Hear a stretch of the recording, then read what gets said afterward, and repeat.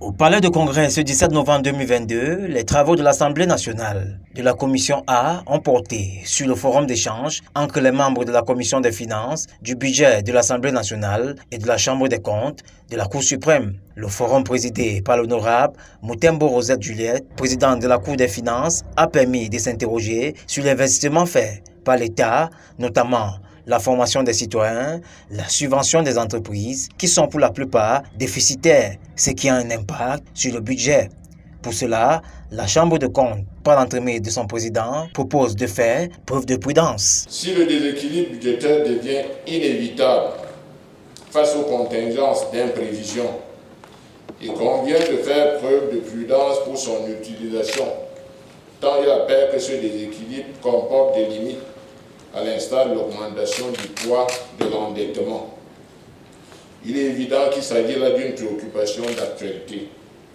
À cet effet, la Chambre des comptes de la Cour suprême propose que les échanges de ce jour entre nos deux institutions portent sur deux thèmes qui se rapportent à la question du budget, à savoir la problématique du financement du déséquilibre budgétaire et la performance des entreprises publiques et les risques budgétaires.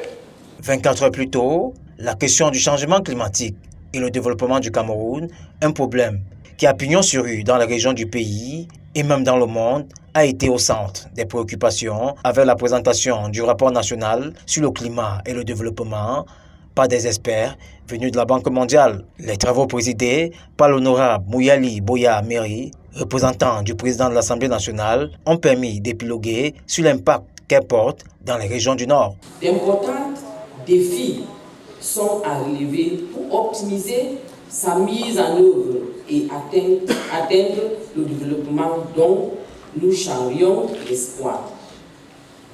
L'émergence projetée par le Cameroun étant en grande partie adossée à des leviers susceptibles d'être impactés par les dérèglements climatiques.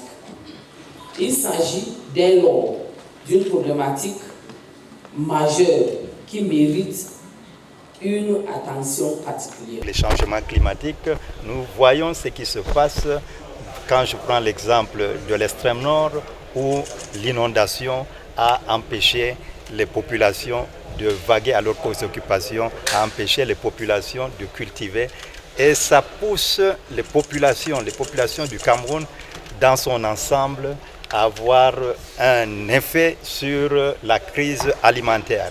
Vous savez, le Cameroun est un pays très riche.